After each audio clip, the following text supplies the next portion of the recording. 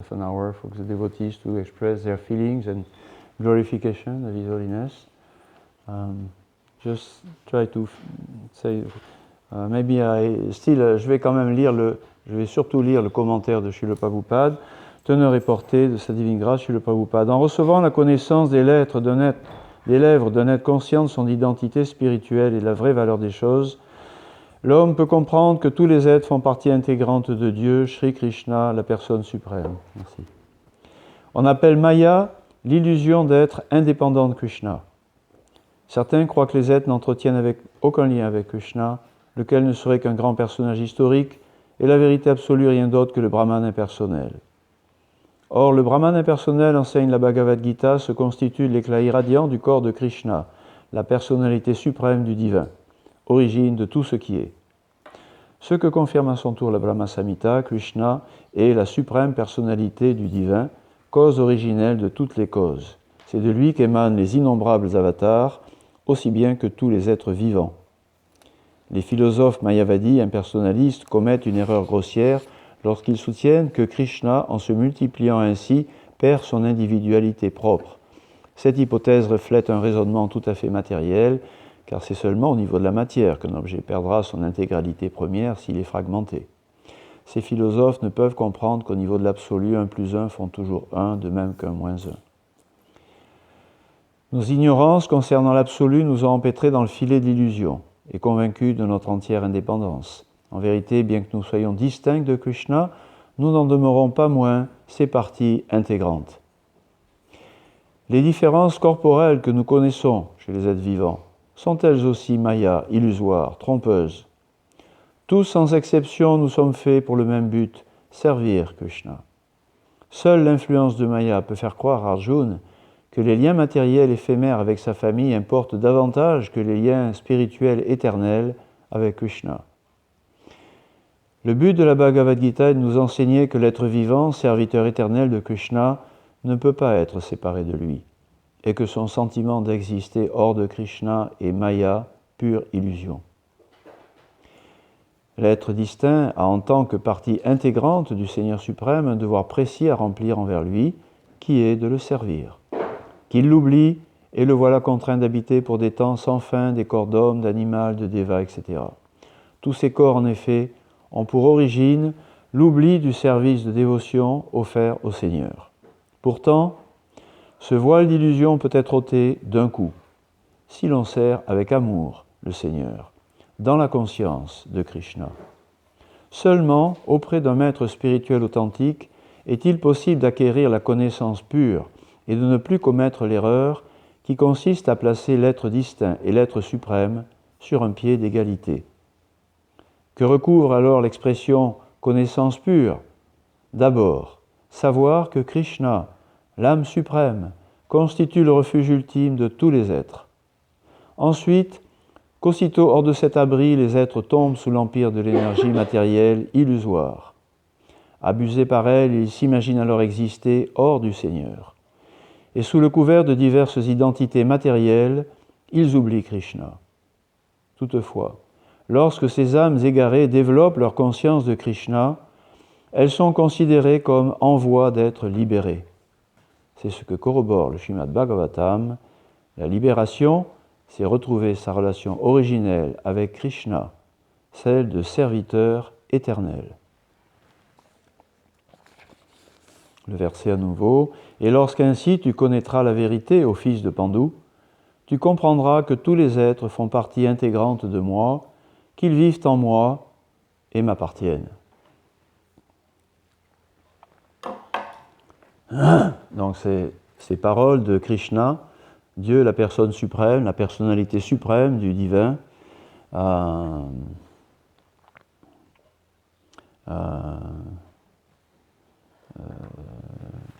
sont venus à ma mémoire en cette occasion.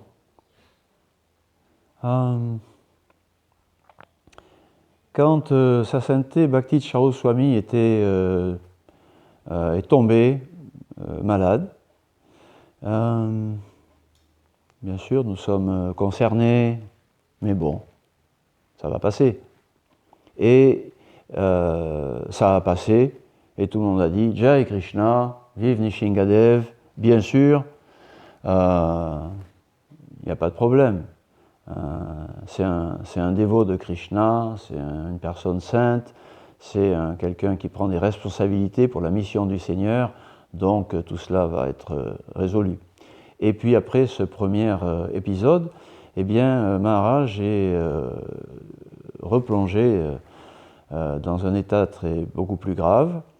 Et bon, je me suis dit, voilà, vu le rapport médical, vraisemblablement, donc il va nous quitter maintenant. Mais bon, il va nous quitter. C'est glorieux. Et c'est un des sentiments que les Vaishnavas ressentent au départ d'un dévot du Seigneur. C'est glorieux, une vie consacrée à servir Krishna en ce monde, c'est-à-dire à sortir soi-même de l'illusion de séparation d'avec le Seigneur et de retrouver un lien affectif, transcendantalement affectif, avec la personne suprême, avec Krishna. Ce qui garantit, Krishna dit Janma karma chamedivya mamayo vetitad vata tyagvadya punal janma neitimam eti sojuna, celui qui a retrouvé son lien avec moi de façon authentique, comprenant que je suis hors de ce monde, une personne éternelle, le Seigneur, celui-là, lorsqu'il quitte son corps, je le ramène chez moi. Et je lisais il y a quelques jours un commentaire de Srila Prabhupada dans le 10e chant où il disait si le dévot n'a pas le mental très clair, dit-il, au moment de quitter son corps, que ce soit pour des raisons circonstancielles, voilà, un accident, un coma ou quelque chose, ou que ce soit parce que on ne pense pas toujours complètement avec grand amour à Krishna, il se peut que d'autres pensées traversent au moment de la mort. Prabhupada dit bien, à ce moment-là, Krishna ne va pas laisser le dévot reprendre un corps matériel, il va le ramener à lui sur la planète où il est en train de manifester ses divertissements.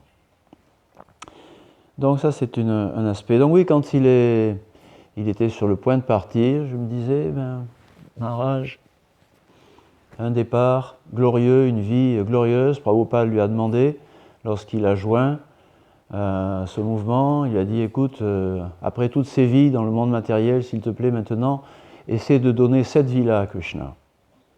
Et c'est une parole qui a beaucoup marqué Bhakti Saraswami. Dès le début, il a tout de suite consacré toute son énergie, ses pensées, sa prédication, sa vie entière au service de Krishna et de la mission de Srila Prabhupada, l'ISKCON. Et donc, une vie assez rare aujourd'hui, glorieuse, et en plus un départ extraordinaire. Le monde entier, pendant un jour ou deux, a chanté Hare Krishna pour glorifier, pour accompagner le départ d'une âme spirituelle purifiée et qui se tourne complètement vers le Seigneur. Le mot est passé partout par Internet et dans le monde entier, partout, en Inde, en Amérique, en Russie, en France, en Amérique du Sud, etc. Il y a eu des kirtans non-stop absorbés dans la pensée de cette personnalité qui quittait ce monde pour retourner auprès de Krishna, comme nous l'a garanti Srila Prabhupada, et comme c'est également compréhensible. Donc c'était quelque chose de plutôt merveilleux, grandiose. Bravo Maharaj, bravo. Et puis, hier après-midi, on nous dit, il vient de partir. Il vient de quitter son corps, il nous a quittés. Et là, c'est alors que je prenais cela pour argent comptant un petit peu, c'est la deuxième vague de sentiments naturels qui vient pour un dévot. C'est tout d'un coup, j'ai ressenti en rentrant dans le temple un grand vide, le cœur brisé. Il est parti. Voilà, un frère, un ami, une personne sainte, un grand frère, un grand aîné qui m'a quitté, qui nous quitte. Et comme toute personne qui s'en va, c'est fini, on n'aura plus sa compagnie. Brutal. On a le droit d'être un petit peu ému, c'est toujours naturel.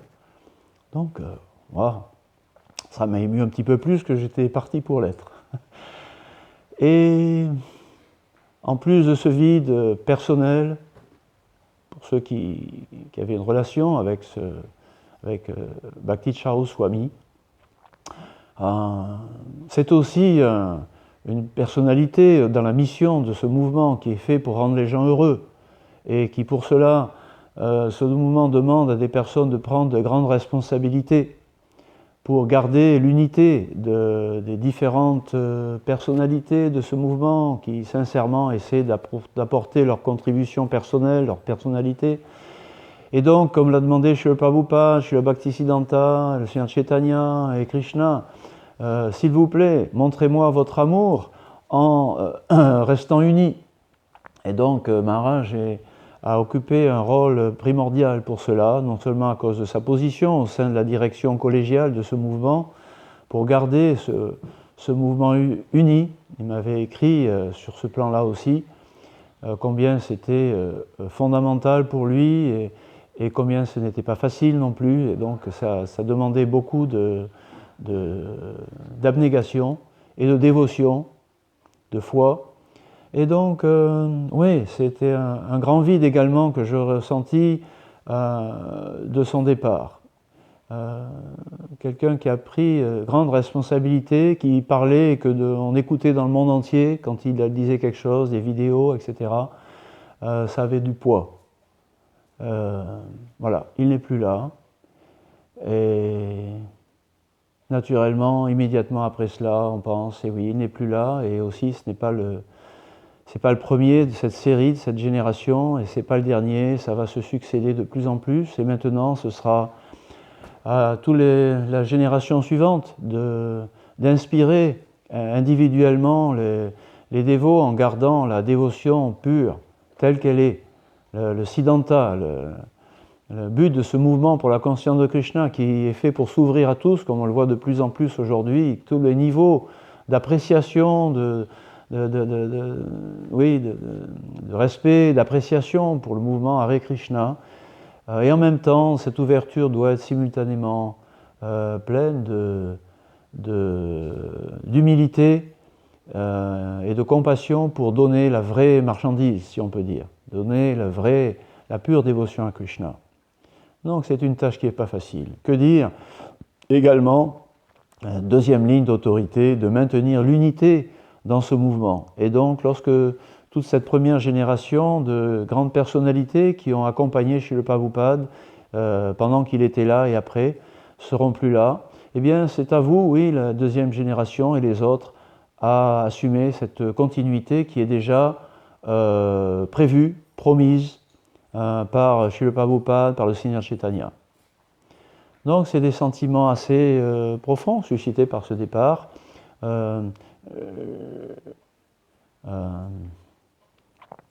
Ouais.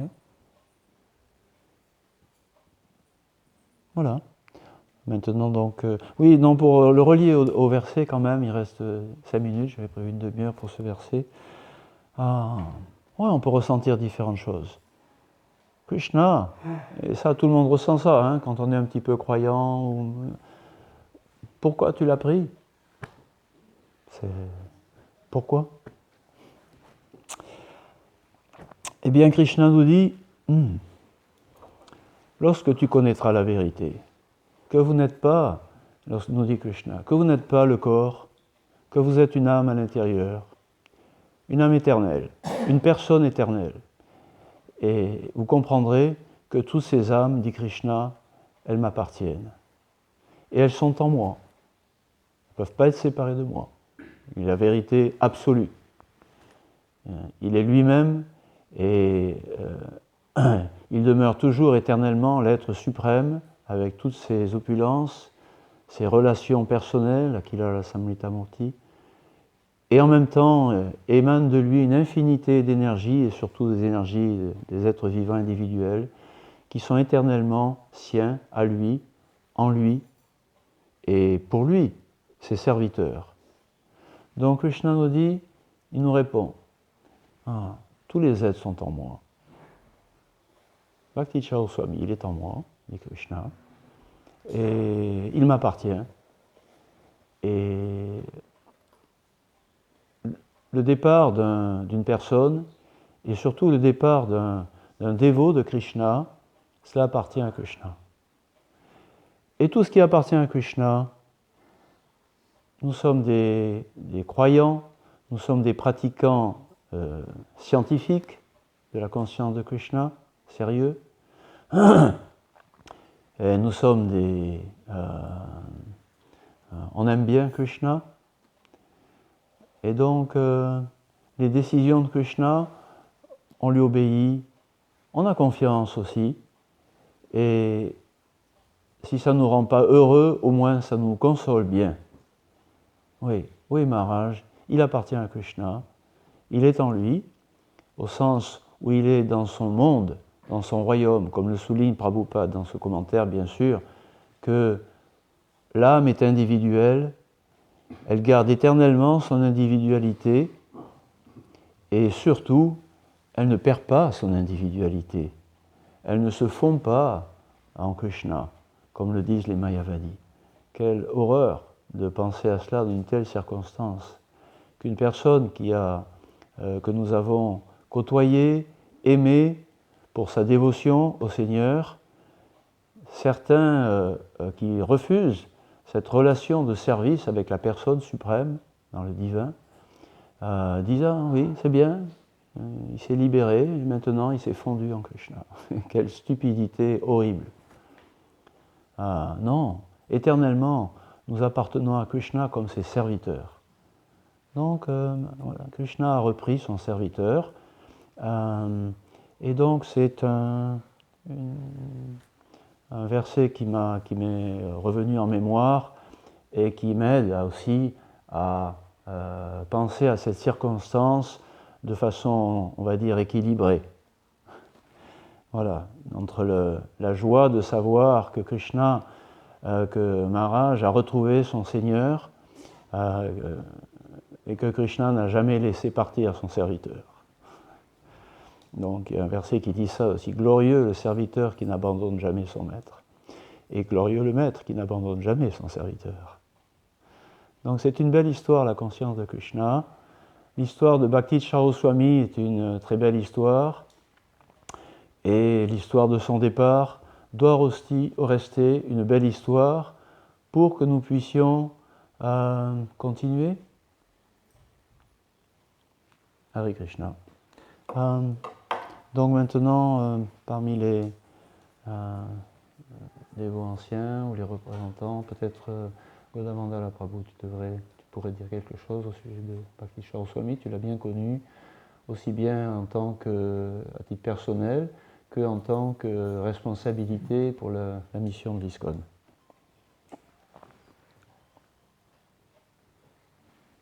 Je te laisse la place ici, comme ça chacun peut... Hein, c'est bien? Oh, c'est mieux? De toute façon, si je m'en vais avec ma chaise. Alors. On peut se rapprocher et créer un cercle.